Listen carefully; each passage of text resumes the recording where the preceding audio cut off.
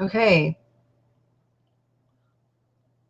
this is Dr. Shornell Wolverton Sehan.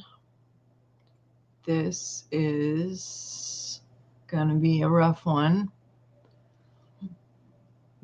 Some of you guys know my German Shepherd passed on Monday, and I am just putting a lot of things together and pondering some things regarding the passing of that situation and the being in it and going through it type situation. I don't know if any of you have ever lost a pet, but it is, for me, this has been brutal. This has been maybe one of the hardest losses I've had in a long time.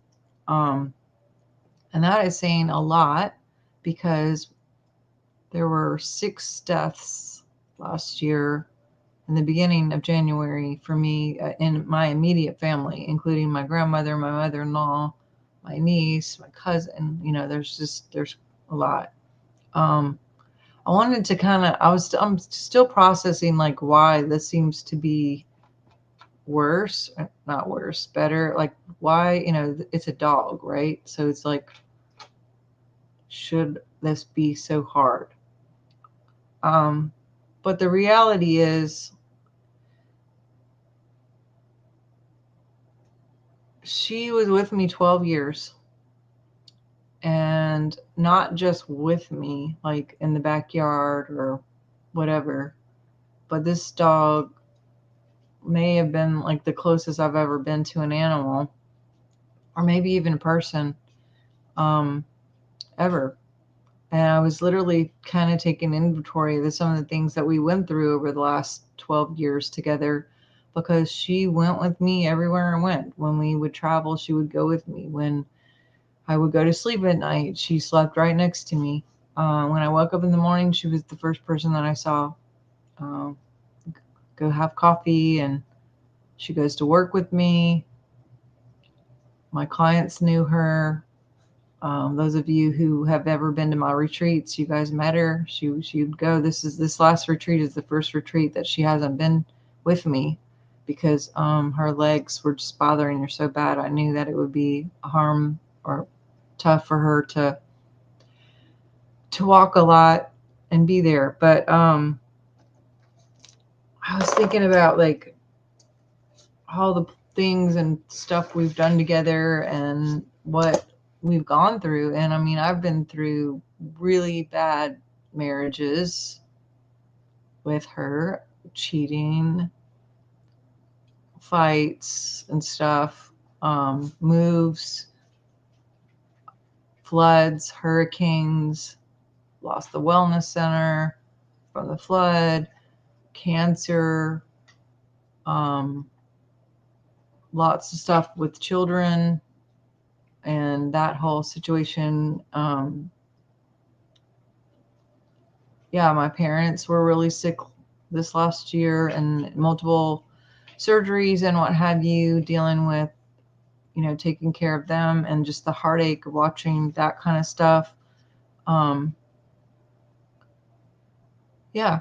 there's been a lot of different things that she's been there through, the good stuff too, me getting back together with my love and family events. And she pretty much, every time I go to my mom and dad, she would come with me and, like I said, travel with me. She'd even follow me to the bathroom, take showers with me sometimes. I mean, to be honest. So there aren't a whole lot of places since she was at home, at work, pretty much everywhere with me, by my side, running errands, in the car. There was a lot of time together, and I was really kind of trying to figure out, like, why is this like so hard? And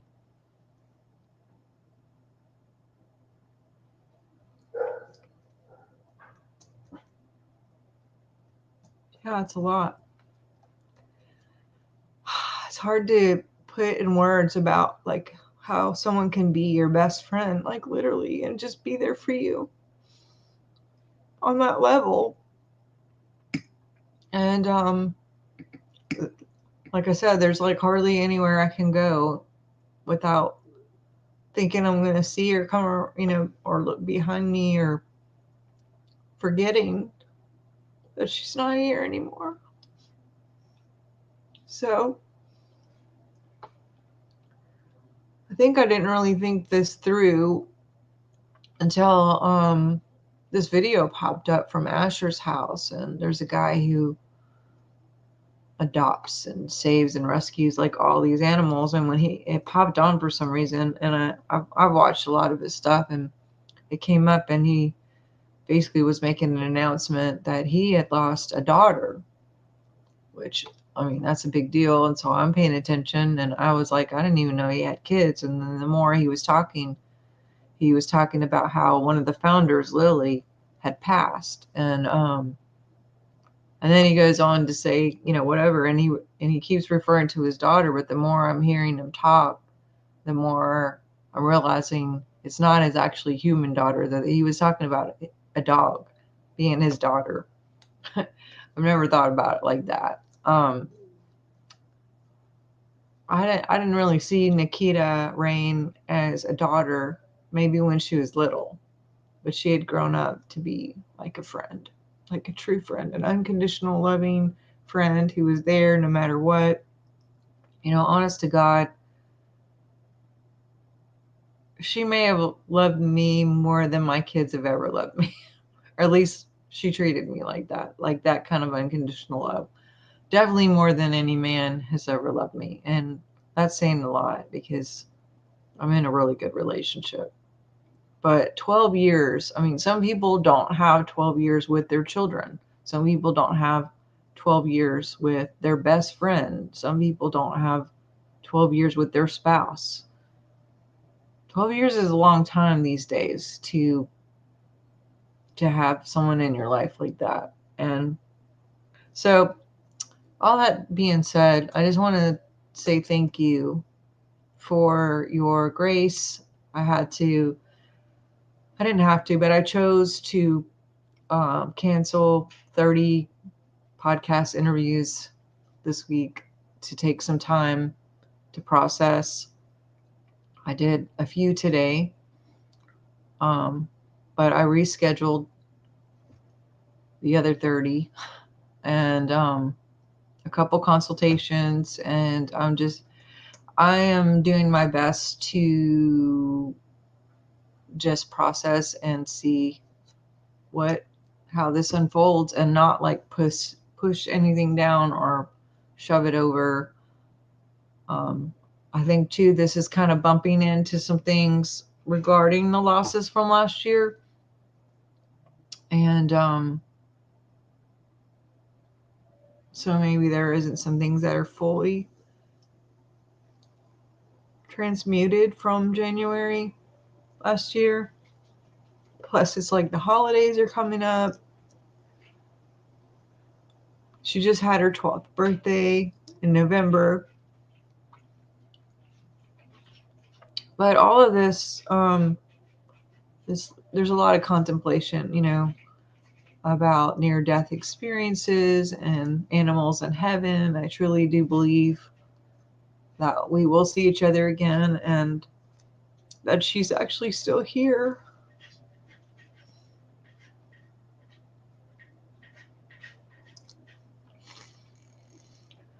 I mean, it was so bad like that. I didn't change clothes for a few days because I kept the clothes on that I was wearing when she was going, because I could smell her. I have her collar in my pocket. The other animals, I think, are having a hard time too. And but I'm going to get through this. Everybody's going to get through this. There are worse things to go through. Thank God I have my parents. And I know that many of you have reached out and said the most beautiful, kind words, and sent emails and texts and calls. And if I haven't got back from you, big apologies and grace, and thank you for understanding it. If I haven't got back to you right away, I will in some form or fashion. And I thought maybe if I could do this, that there would be, a broad thank you to everybody without having to get back with every single person. And thank you again for those who I did reschedule, for your grace. Yes, she is still here with me, Deborah. So I was curious what your thoughts were about death, about crossing over, um, about animals in heaven, about the omnipresence. Like, how does that even work? What do you guys think? Wolfie, Sophie wants to get in on the conversation, apparently. But I was actually thinking about a little girl that Bob Jones had introduced me to, and I've had her at a few conferences. Her name is Victoria, and I did some segments in her book, Big Big Angels, and also Flaming Wild Horses, because this girl had a near-death experience, and she went to heaven, and she saw all kinds of animals and colors and different things, and she actually saw two of my children when I did this conference in Alexandria, Louisiana, with Graham Cook and some other people. And it's interesting. I wanted to share this because I'm hoping that it gives you guys some hope. I know it's brought me some things to think about and some encouragement in my world right now. But right before we were going to this conference, Victoria was going to teach the children, and Graham Cook and I were going to do adult conference nights. But I was on my way out the door to drive up there, and there was this painting on the wall that I had of a boy in the forest walking, and he had like a little stick on his shoulder with the handkerchief with stuff in it. I don't know if anyone knows about like old school stuff when people would carry things around, like Andy Griffin kind of stuff. And that picture had been on my wall for years, and on the bottom of it, it said, "You are never alone." And it also had like some iridescent kind of angels around this boy, and he was sort of faded in and out. And I got that painting one day when I was in a really low time, because I just needed something to look at, something to hold on to, something to remind me that I'm not by myself and that I can get through this. And I'm talking, this is years and years ago. Well, it was on my wall, and I literally was like, I feel like I'm supposed to take that with me for some reason, because I feel like I'm supposed to give it to somebody. Now, I did not want to give it to somebody. Trust me. Sophie, with me, put it in the back of my van, and basically just was waiting on God to figure out who it goes to. And I kind of forgot about it. I went to the conference, did my thing, and during the time that Graham was teaching, I went to go in the back to check on the kids. My kids weren't there, but all the other kids were there, and I went to go see Victoria. And when I walked in, she didn't really know me very well. Like, I just briefly met her in Tennessee with Bob, and she was just sitting there talking, little girl, maybe 6 years old and maybe younger. And she had said to me, she said, oh, your kids are here and they're so beautiful. And I was like, no, I didn't bring my kids with me. And she said, oh yeah, the kids that are with you right now. And then she sort of pointed in the air like they were around me, like next to me. And I'm like looking around, and I'm like, I don't have any kids here with me. And she was like, well, they're saying that they're your kids. Now, at the time, I had 2 miscarriages. And I kind of was like listening to her, and I kind of felt like, okay, where are we going here? I knew her gifting. And so I said, all right, well, if they're here, what are their names? And she said, well, one is named Shiloh. and she looks a lot like you. And she said the other one, actually, she said she looks a lot like Shane, my oldest, which I never told her the name of my kids. Um, my kids living here or my kids with God or wherever they are. Um, and she said the other one has a really long name that's kind of hard to say, but we just call her Sarah. Well, I had named my daughter who had passed Shiloh, and I had named my second daughter who had passed Seraphina, and I had called her Sarah. And I had never told her that. I don't even know if I told anyone that except for my husband. So I almost like buckled. Like I immediately start crying. I could barely stand. I'm like, wow, they're with me. And just this could barely talk. And I told her, I was like, you know what, I'll be right back. I'm gonna go get my friend Dana, and maybe you could talk to her, because Dana had lost her son at 6 months old. And I was hoping that could bring her comfort. And I'm crying. And then she says, oh gosh, I forgot about the angels with the healing waters and the buckets. And I was like, what? And she's like, oh yeah, the angels come with the buckets of healing water and they dump it on the mommies so the mommy's heart can heal.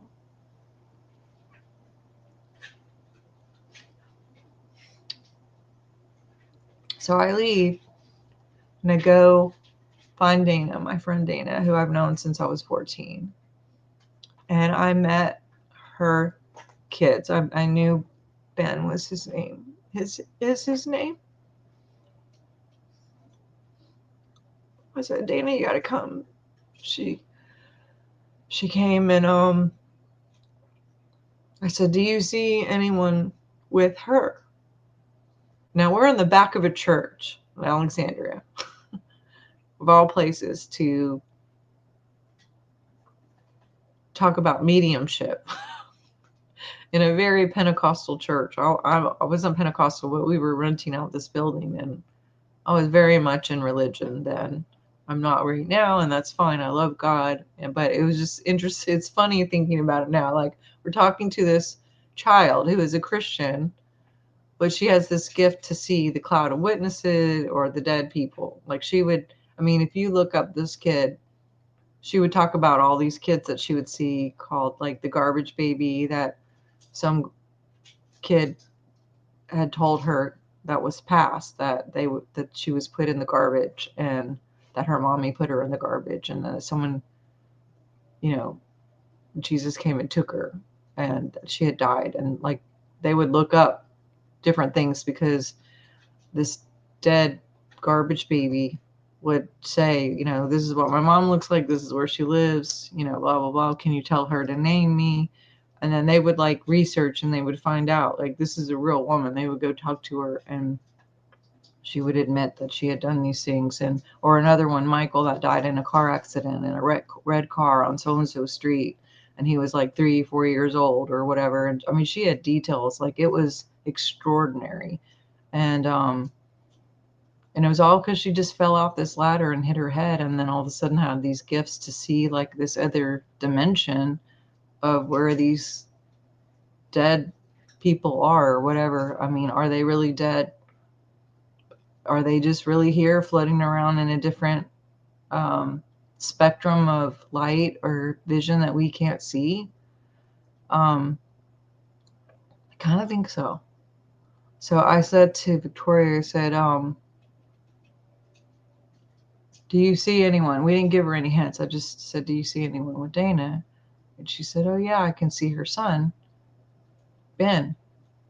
And we were both just, and we were still questioning. So I had said to her, okay, well, how old is he? And she said 16. And then we were both kind of like deflated, because I was like, oh, and Dana was like, oh, I guess that's not him then, because he wouldn't be 16. And she said, well, they can pick to be any age they want. And that's what he picked. He picked to be 16. And we were like, okay. And we were still sort of like, And then she said, I feel like I was supposed to tell you that he's busy with his job and that you would really like what he's doing with his job in heaven. And we were both kind of puzzled because we were like, oh, there's jobs in heaven? And she said, yeah. And she said, he works in the forest just like his dad. And what this little girl didn't know is Ben's father, who's Dana's husband, worked for wildlife and fisheries. He just retired a few years ago, but he, at that moment, was very much active in wildlife and fisheries. And there's no way that she would know that. And we both start crying. We're both like very, very emotional. And she says, yeah, matter of fact, Ben plays with Shiloh and Serafina. And they hang out all the time because your kids help with the animals. That's what they do in heaven.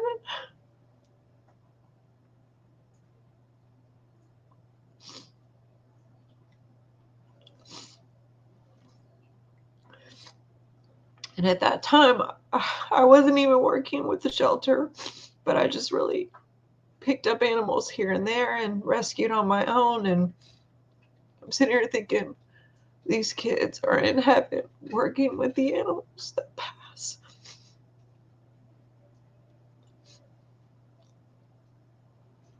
And she said, yeah, matter of fact, Ben just Ben just helped bring 2 dogs to your kids. And they just got 2 new puppies. And I was like, oh my gosh. I said, they have to be German Shepherds, like for sure, because that's like my favorite dog. And she's like, well, they like to have the same jobs that you guys have, and they like to have the same kind of animals because they feel closer to you. Um, and so I was like, surely they're German Shepherds. And she was like, no, no, these are little dogs. And I was like, well, what kind of dogs are there? And she sat there for a minute and then she was like, chihuahuas? And I was like, no, wrong. No way would they have chihuahuas. Like, that's not my kind of dog. Definitely not a chihuahua. And I started laughing and she said, well, no, because their dad likes chihuahuas. I was like, whoa, because literally I thought about 2 weeks before that, I was literally driving over Pete's Highway, sitting in my car, and my former, their dad at the time, he said something like, I think I'm gonna go get a chihuahua. And I said, what? And he was like, yeah, I'm gonna get a chihuahua. And I said, you've never said anything about liking chihuahuas. Like, where did that even come from? And he was like, I've always liked chihuahuas. It's my favorite. I said, like those little Taco Bell dogs, like really? And he was like, yeah. And he was like, I think I'm gonna go get a chihuahua, which he never did. But it was interesting because that literally happened. And then she tells me that they just got the dogs 2 weeks ago, and I didn't even tell her. Like, I didn't say, well, by the way, we had this conversation 2 weeks ago, and so you could be right. But she literally was like, yeah, they just got them from Ben like 2 weeks ago. They take care of the animals. So I don't know if he found them in the forest. I don't know what he was doing in his job to connect, but they were together. And that just made me think like, wow, like the inner dimensions of not just our kids playing together, but my relationship with Dana and how our kids were up there hanging out. And like, it's just bizarre to think all the interconnections of why people know each other here on Earth and Earth School and how we meet and how maybe we never meet, how we touch each other's lives, how we, how we even met this girl, Victoria. So anyway, we both got hit with the angels that bring the buckets of healing waters, and they poured over us, and we sat in Indian style, like in a puddle of tears for a while and missed the entire rest of Graham Cook's teaching. And at the end of the night, we left. It was the first night. And we went to our hotel to where we were staying in Alexandria. And I got in my van, and Dana was going to follow me because we were staying in the same room. And we just, doing our stuff. And we get to the hotel, we pull up.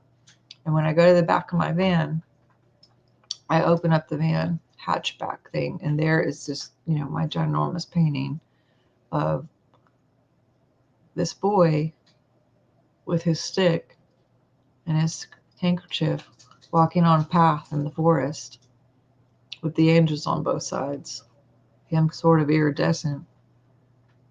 And I noticed for the very first time ever that he had red hair, and Ben had red hair, and the kid looked about 16. He was like a teenager. And at the bottom it said, "You are never alone." And when I saw it, I literally fell down again, and I was just sobbing. And Dana's like, "What's going on? What's going on?" And I told her how I had this in my room, in my bedroom for so long, and that God had told me to take it, and that I was supposed to give it to someone, and that I didn't want to give it away. And then, like, here it is. And I'm thinking, wow, Ben has been in my wall for probably 8 years. Just been on the wall of my bedroom, giving me comfort through an image of a painting of a kid who passed years earlier at 6 months old, and now he's 16 in an image on a wall, giving me comfort for all these years. And now I get to pass it back to his mom for her to have comfort of her son that she lost. Dude, are you serious? Very much interesting to think how interdimensional this was all coming up to me today, because I kept thinking, like, my kids.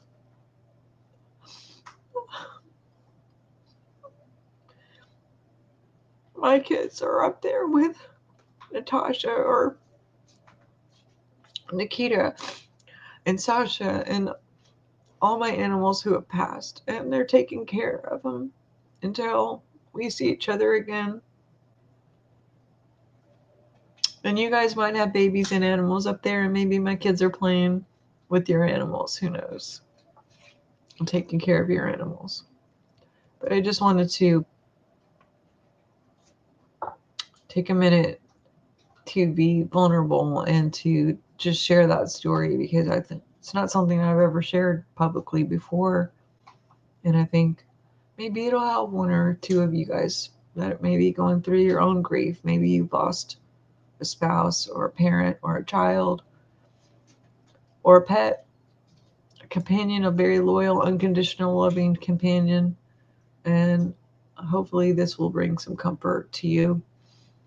And if you are looking for some really good books about this kind of stuff, Six Big Angels is a really great book. It's probably hard to find. And then there's another one called Flaming Wild Horses, and it's about this young girl who had all these extraordinary encounters with the dead, and how they proved over and over that who she was talking to were real life people that were once here and now they're gone. And yeah. All right, guys. I love you. Hope you're doing well. I'm reading your comments here. See, yeah. I'm sorry for those who have lost your babies and your fur babies. Hope you guys have an amazing rest of your Friday night, and we'll chat soon. Love to you all.